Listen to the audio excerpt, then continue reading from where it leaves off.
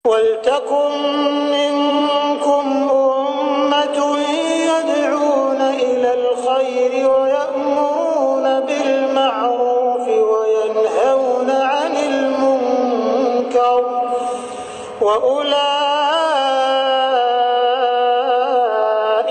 هُمُ الْمُفْلِحُونَ. Assalamualaikum warahmatullahi wabarakatuh. Alhamdulillah, wassalatu wassalamu ala rasulillah wa ala alihi wa sahbihi wa mawala. La hawla wa la quwwata illa billah. Rabbi shrah li sadri wa yassir li amri wahlul 'uqdatam min lisani yafqahu qawli. Qala Allah Ta'ala fil Qur'anil 'azim. A'udzu billahi minasy syaithanir rajim. Bismillahirrahmanirrahim. Innallaha la yaghfiru an yushraka bihi wa yaghfiru ma duna dzalika liman yasha'. Wa man yusyrik billah faqad iftara isman 'azima. Shadaqallahul 'azim. Ma'asyiral muslimin, jamaah subuh Masjid Syuhada yang dirahmati oleh Allah Subhanahu wa taala. Puji syukur mari kita panjatkan kehadirat Allah Subhanahu wa taala atas kemurahannya. Pagi hari ini kita masih diberikan kesempatan oleh Allah hadir bersama-sama untuk melaksanakan sholat fardu subuh secara berjamaah, dilanjutkan dengan kajian-kajian yang rutin dilaksanakan masjid yang kita cintai. Jamaah rahimakumullah, tidak terasa kita sekarang berada di bulan Safar, tepatnya tanggal 5 tahun 1444 Hijriah,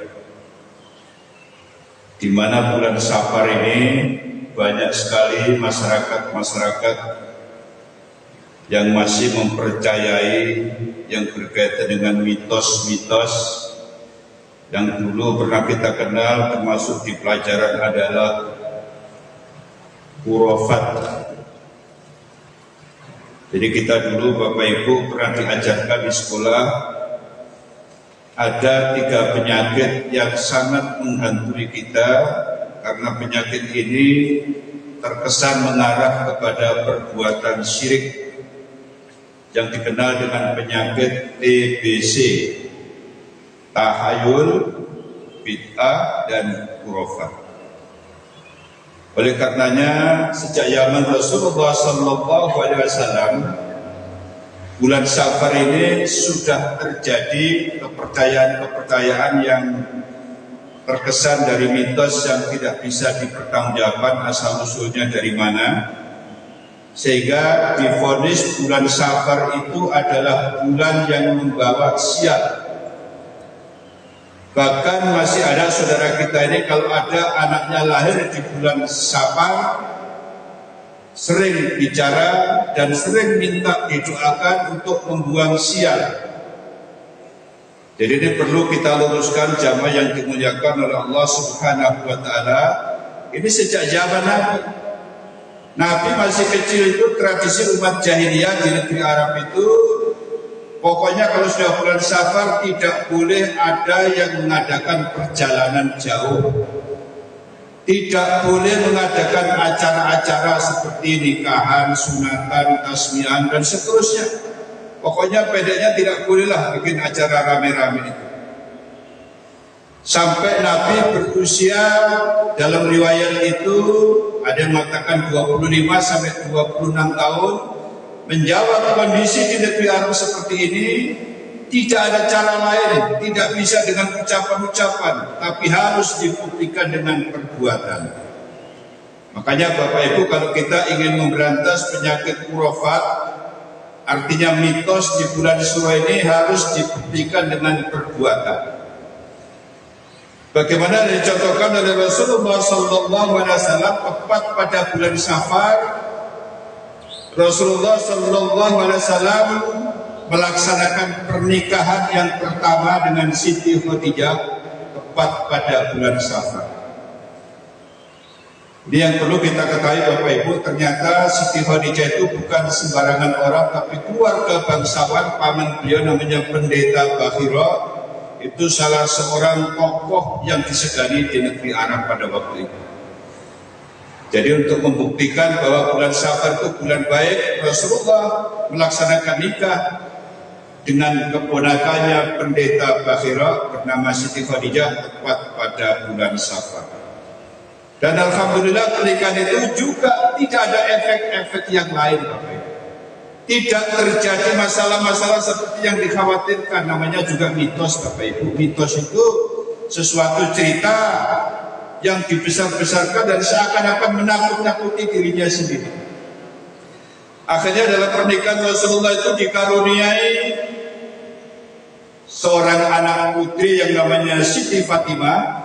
Jadi kurang lebih pernikahan ini karena usia Siti Fatimah itu kurang lebih 9-10 tahun, juga dinikahkan oleh Rasulullah dengan Sayyidina Ali tepat pada bulan Safar. Jadi Bapak Ibu, kalau ada yang takut menikahkan anaknya bulan Safar, orang Nabi kita saja, Sayyidina Ali saja dengan Siti Fatimah itu nikahnya pada bulan Safar. Dan dari pernikahan Siti Fatimah dengan Sayyidina Ali ini, dalam beberapa riwayat, maka keturunan Rasulullah SAW yang banyak terhampir di muka bumi ini, yang dikenal dengan kelompok Habaib itu berasal dari keturunan Siti Fatimah, yang paling banyak dalam beberapa riwayat.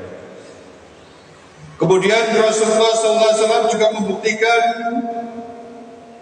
katanya bulan Safar tidak boleh bepergian. Justru Nabi hijrah itu Bapak Ibu dari kota Mekah ke Madinah itu juga diawali pada bulan Safar. Kenapa tidak bulan Muharram? Bulan Muharram itu betul permulaan hijrah. Jadi hijrahnya Nabi itu diawali dengan sahabat itu berangkat duluan, Nabi paling belakangan. Ini juga bisa kita ambil contoh. Makanya kalau kita mengadakan perpindahan berangkat, ya anak buah duluan, pimpinannya paling belakang. Jadi Nabi persis pada bulan Safar sampai di Madinah pada bulan Rabiul Awal. Dibuktikan juga perjalanan itu alhamdulillah aman-aman saja. Kemudian bukti-bukti yang dilakukan Rasulullah yang keempat adalah pada waktu itu umat Islam diserang oleh tentara Romawi, maka terjadilah pertempuran yang hebat. Namanya saja negeri Romawi dari dulu Bapak Ibu selalu saja menyakiti umat Islam. Bayangkan orang Romawi dulu itu dipimpin oleh Raja Abrahanya ingin sekali bagaimana keramaian di negeri Arab itu padam. Salah satunya akan menghancurkan Ka'bah tepatnya pada bulan Rabiul Awal. Disitulah pasukan bergajah dari negeri Romawi yang dipimpin oleh Abraham ingin menghancurkan Ka'bah tepat pada tanggal 12 Rabiul Awal. Tidak diizinkan Allah. Akhirnya semuanya gajahnya itu dalam surat Al-Fil ka'asfin ma'kul, dari ujung kepala sampai ujung pantatnya itu lubang karena batu-batu yang dibawa oleh burung ababil. Nah ini terjadi lagi Bapak Ibu, ingin menghancurkan Islam lagi, maka umat Islam sigap di bawah pimpinan Usamah bin Zaid. Takutnya nanti Usamah bin Laden. Usamah bin Zaid. Alhamdulillah pertempuran itu terjadi pada bulan Safar dan umat Islam mampu memenangkan peperangan itu dalam sejarah penaklukan Romawi pada bulan Safar yang dipimpin oleh Usamah bin Zaid. Ternyata cerita ini Bapak Ibu tidak berhenti sampai sini, terus berkembang. Bahkan uniknya sampai ke negeri kita ini ada juga cerita-cerita itu berkembang terus yang namanya mitos itu Bapak Ibu. Jadi mitos ini kita bagi dua, ada yang kelompok tahayul, ada yang kelompok khurafat. Yang tahayul itu misalnya, karena tahayul ini Bapak Ibu dalam beberapa kamus besar bahasa ini kita baca, adalah cerita-cerita yang tidak masuk akal. Betul-betul tidak masuk akal Bapak Ibu. Tapi ada yang meyakini. Misalnya,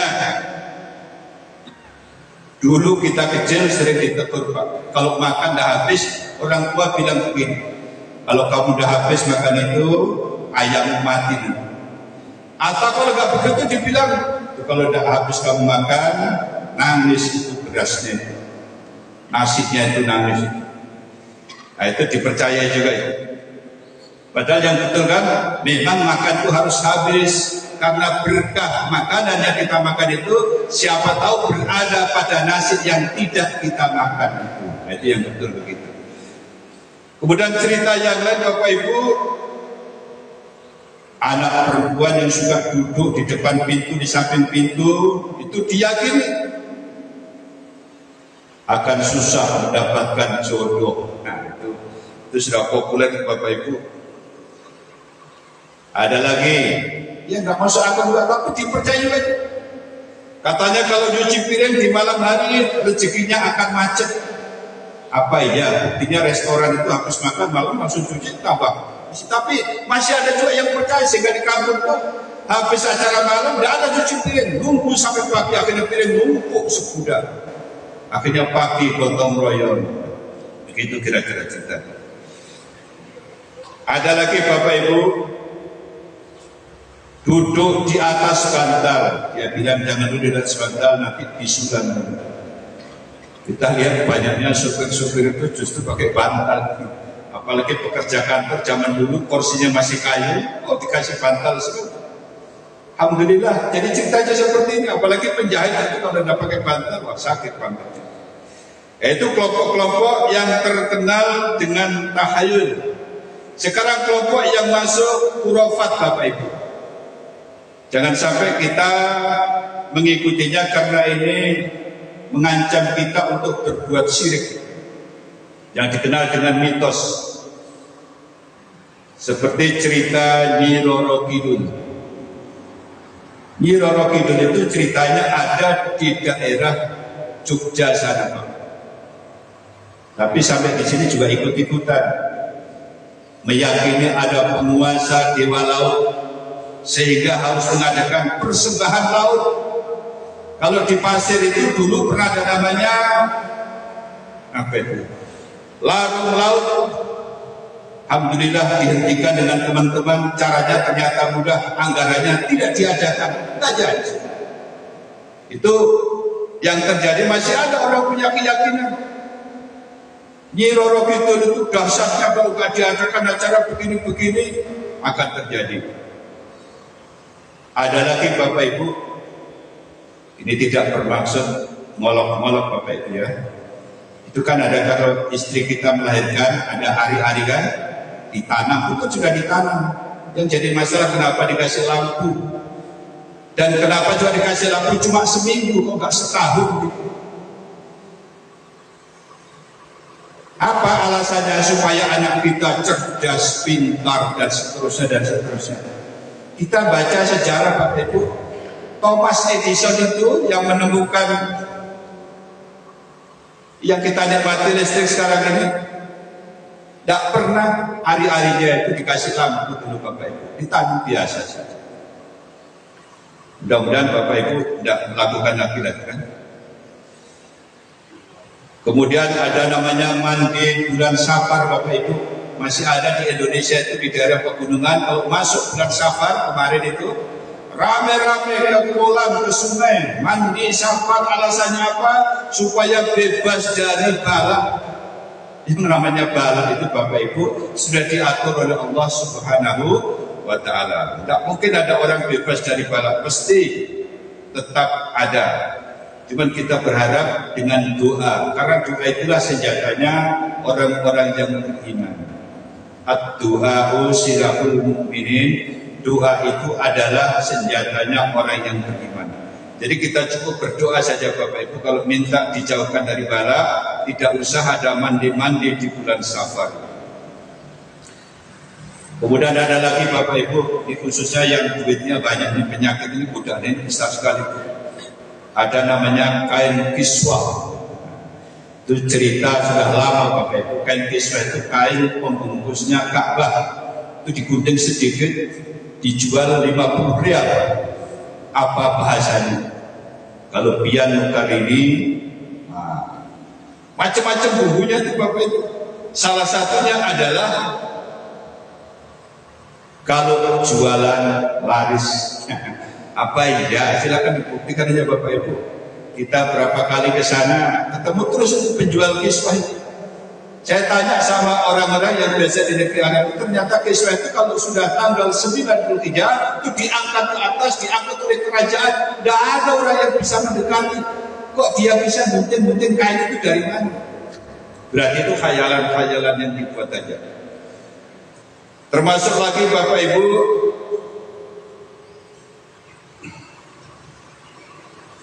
ini juga masih ada yang mempercayai. Kalau ada kuku-kuku lewat di depan pintu kita, dia bilang, "Hei, siap-siap itu kita tidak lama akan ada tamu." Gitu kan? Biasa begitu. Tapi itu ternyata mitos Bapak Ibu. Kadang bukan hanya kupu-kupu, burung juga masuk. Sekarang malah burung dibuatkan rumah. Jadi untuk menjawab mitos-mitos seperti itu sudah banyak cara-cara saudara kita kan. Kemudian ada lagi Bapak Ibu, pernah kan dengar cerita kuyang? Kuyang kan namanya, merah-merah itu. Itu kenapa kuyang yang diincar hanya perempuan hamil? Kenapa ada gadis-gadis yang belum hamil itu? Ini juga diurut-urut, tidak ketemu Bapak Ibu.